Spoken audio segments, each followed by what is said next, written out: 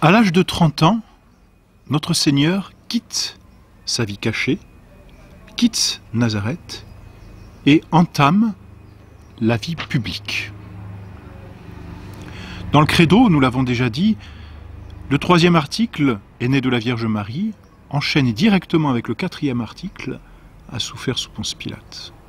Pour l'instant, nous sommes entre ces deux articles et nous allons rapidement passer maintenant cette vie publique de notre Seigneur Jésus-Christ. Il a voulu converser, convivere, c'est-à-dire vivre au milieu des hommes, vivre avec les hommes.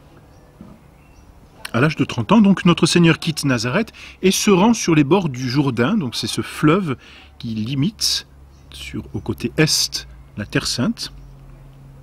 Il se rend auprès de son cousin, Saint Jean-Baptiste. Saint Jean-Baptiste, on l'appelle le précurseur.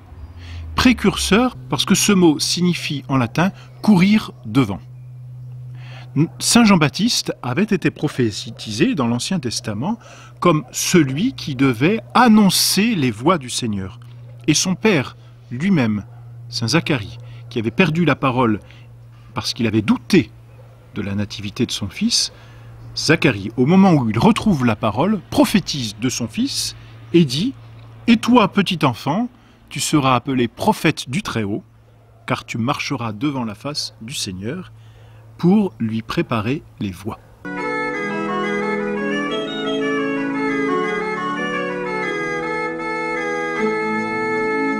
Ainsi donc, Saint Jean-Baptiste est le précurseur, c'est-à-dire qu'il prépare la voie du Seigneur. Jésus-Christ donc se rend auprès de Saint Jean-Baptiste. Saint Jean-Baptiste a une vie érémétique et une vie d'ascèse. L'Évangile le décrit ainsi: il avait un vêtement en poil de chameau et une ceinture de cuir autour des reins, et sa nourriture était des sauterelles et du miel sauvage. Voilà comment il prépare la voie de notre Seigneur Jésus-Christ. Et sa mission consiste à préparer les peuples, à préparer les gens à la venue du Messie. Il dispose les âmes à la venue de notre Seigneur Jésus-Christ en leur disant « faites pénitence ». Et donc il baptise, c'est pourquoi on l'appelle Jean le Baptiste, mais non pas du sacrement de baptême, même s'il baptise dans l'eau, mais d'un baptême de pénitence. C'est-à-dire que Saint Jean-Baptiste encourage les âmes à se mortifier pour recevoir les fruits de notre Seigneur Jésus-Christ, les fruits de la grâce. Saint Jean-Baptiste a eu un retentissement extraordinaire, énorme. Il est connu partout, et même Hérode le connaît et l'apprécie, même s'il le fera décapiter. Saint Jean-Baptiste disait par exemple aux pharisiens et aux sadducéens: produisez des fruits de pénitence. Gardez-vous bien de vous dire en vous-même: Abraham est notre père. Car je vous dis, de ces pierres, Dieu peut faire naître des enfants à Abraham. Saint Jean-Baptiste donc dispose les âmes à recevoir notre Seigneur et donne ce baptême de pénitence. Notre Seigneur vient auprès de Saint Jean-Baptiste et demande à se faire baptiser. Notre Seigneur n'a pas besoin d'être baptisé, il est Dieu. Il n'a pas contracté le péché originel, nous le savons bien. Il est Dieu. Et pourtant, il vient demander le baptême à Saint Jean-Baptiste. Du reste, son cousin ne s'y trompe pas et lui dit: mais comment ? Moi, je devrais vous baptiser, c'est plutôt à vous de me baptiser. Notre Seigneur lui répond: laisse-moi faire maintenant. Et demande à Saint Jean-Baptiste de le baptiser. Alors notre Seigneur n'a pas été purifié par l'eau du Jourdain, c'est entendu, mais bien au contraire, il a voulu purifier lui-même les eaux du Jourdain et donner ainsi l'exemple à tous les hommes. Notre Seigneur, en se faisant baptiser, purifie les eaux du Jourdain, donne l'exemple à tous les hommes en leur ordonnant de se faire baptiser.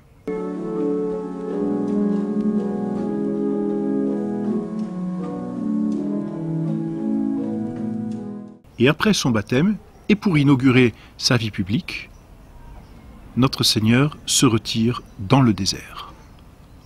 Pendant 40 jours, pendant lesquels il va jeûner et prier.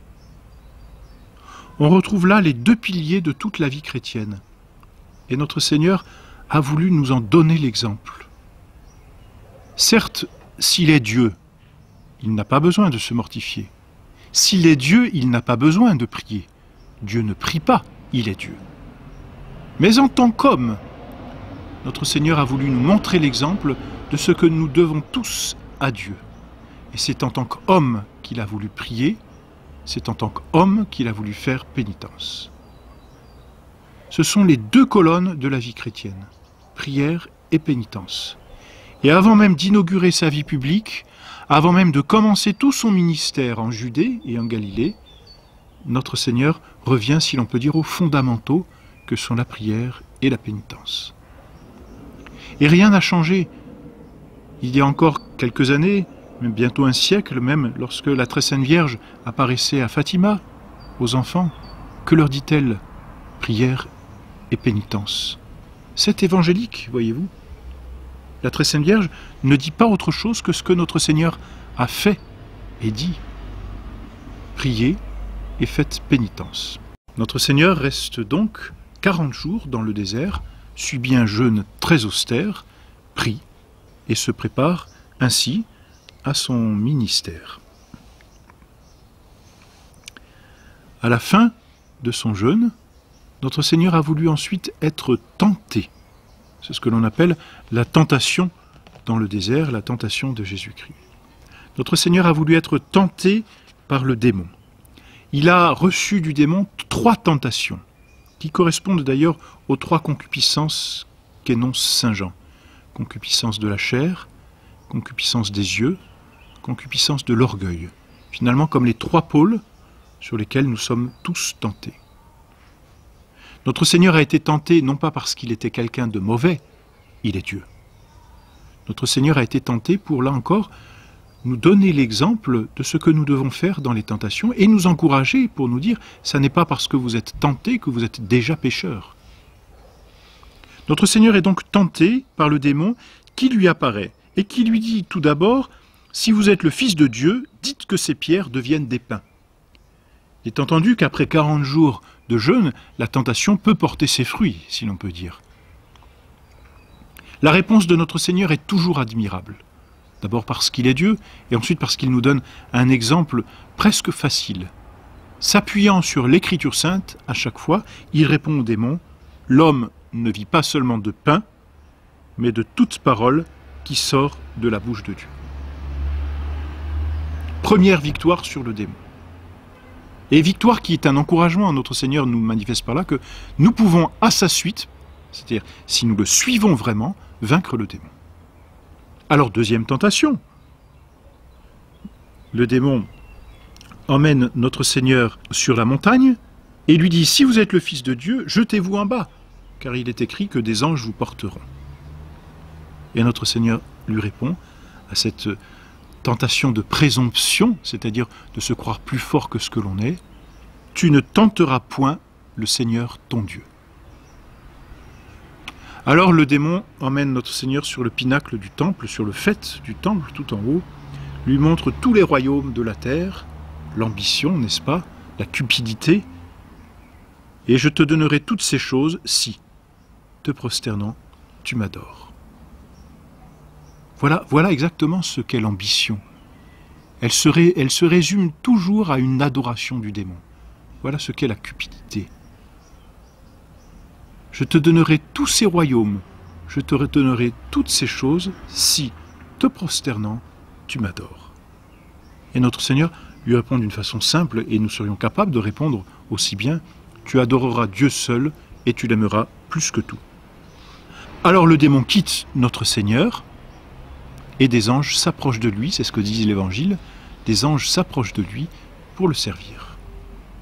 Voilà donc toute la première partie, si l'on peut dire, c'est-à-dire les premiers mois, les premiers mois de la vie publique de notre Seigneur, c'est la préparation à son ministère. Notre Seigneur se fait baptiser pour purifier les eaux et nous donner l'exemple. Notre Seigneur va au désert pour jeûner et prier, nous donnant ainsi l'exemple de la vie chrétienne. Notre Seigneur accepte de se faire tenter par le démon pour nous encourager dans les tentations et nous donner l'espérance de la victoire.